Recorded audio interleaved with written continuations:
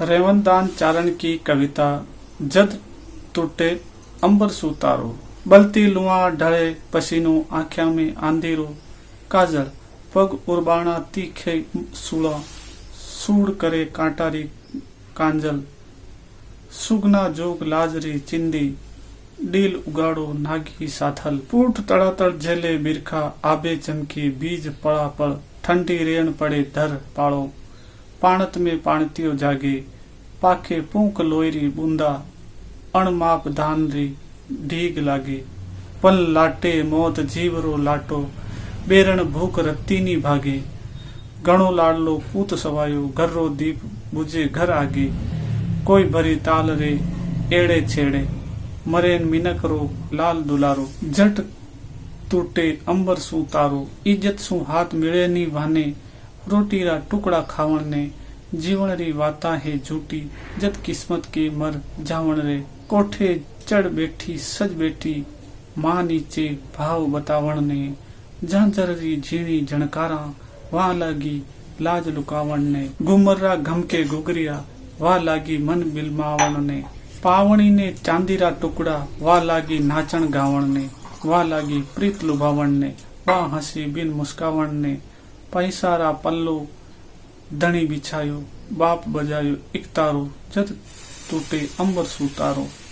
अर्थात यह धूप और ये लुएं तेज उत्तप्त जलते हुए ये किसान ही है जो इन लुओं को अपनी देह पर जले जा रहा है। यह उसकी ही मेहनत है जो इन लुओं से जूझ रही है। शरीर से उसके पसीना चू रहा है, मिट्टी की काया पर उसके माटी चिपक गई है, भाग्य पर मिट्टी, यह मिट्टी उसकी आंखों का काजल है, सिर पर धूल, पांव के नीचे धूल, जलती हुई जलती मिट्टी पर उसके नंगे पांव के नीचे तीखी शूलें, कांटों का जाल। यह किसान है, यह किसान के हाथ है जो इन कांटों से जूझ रहे हैं। यह किसान की मेहनत है और यह है किसान की देह, नंगी देह पर यह फटी पुरानी चिद्दी, शरीर को नहीं लज्जा को ढांकने के लिए, यह लज्जा का शकुन है। नंगी देह, नंगा सीना, नंगी पीठ और नंगे पांव, ऐसा है यह किसान और ऐसी है उसकी मेहनत कि वो बिना रुके थके काम किया जा रहा है। यह बरसात और ये पानी की बूंदे ठंडी तीरों के समान, अपनी नंगी पीठ पर वह इन ठंडे तीरों को सहता चला जा रहा है। यह ठंडी अंधेरी रात, ये चमकती हुई बिजलियां, मानो सारी पृथ्वी ही बर्फ के समान जम जाएगी। प्रकृति सारी जड़ होकर सो रही है, पर इस जड़ता के बीच भी किसी की चेतना जाग रही है। ये पाणतिया है, खेत में पाणत कर रहा है। ये ठंडी रातें, ये अंधियारी रातें, इस तरह खून की एक एक बूंद से धान का एक एक दाना पकता है। इस तरह धान के एक एक दाने से धान का एक एक पहाड़ सा खड़ा होता है। लेकिन किसानों के लिए तो खेतों में हमेशा भूख उगा करती है, कभी न मिटने वाली भूख, कभी न बुझने वाली भूख। उबर धान की खलिहान कोई लाट ले जाते हैं तो इधर स्वयं भूख से तड़पती हुई मौत किसान की जिंदगी के खलिहानों को लाट ले जाती है। किसान की मेहनत, किसान का धान और किसान का लाडला इस धान के भरे खलिहान के बीच भूख से मर जाए। घर घर में प्रकाश की जोत जगमगाने वाले के घर का दीपक इस तरह घर के सामने बुझ जाए।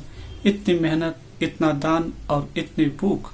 किसान का धान और किसान की भूख, किसान के लाडले बच्चों की भूख, धान का भरा खलिहान और उसी के पास भूख से तड़पते बच्चे की लाश। यह अत्याचार और यह वेदना आकाश के तारों से नहीं सही जाती। वे टूट रहे हैं, इसी तरह एक एक करके टूट रहे हैं। दुनिया में न इस तरह के अत्याचारों की कोई सीमा है और न आकाश से इस तरह इस दुख से टूटने वाले तारों की ही कोई सीमा है। किसान मेहनत करता है और भूखा मरता है। ऐसे भी इंसान हैं इस दुनिया में जो मेहनत करना चाहते हैं और उन्हें मेहनत तक नसीब नहीं होती। शरीर बेचकर शरीर का पालन करते हैं, इज्जत बेचकर जिंदगी खरीदते हैं। रोज देह की बिक्री और रोज देह का पालन, जीने के सारे बहाने जुटे हैं। जब किस्मत हर पल हर घड़ी मरने के लिए बाध्य करती है, इस तरह भयानक जिंदगी बसर करने वालों की मौत भी न जाने कैसी भयानक होगी। देह की खरीद बिक्री पर ये जिंदगी के दांव भी कितने भयानक हैं। सज धज कर बनाव श्रृंगार करके बेटी कोठे पर बैठी है। जवानी के खरीदारों को जवानी चाहिए। माँ का अनुभवशील बुढ़ापा नीचे बेटी के सौंदर्य का भाव ताव करने को मजबूर है। भूख के पावों में झांझर की जानकारी थिरक उठी है।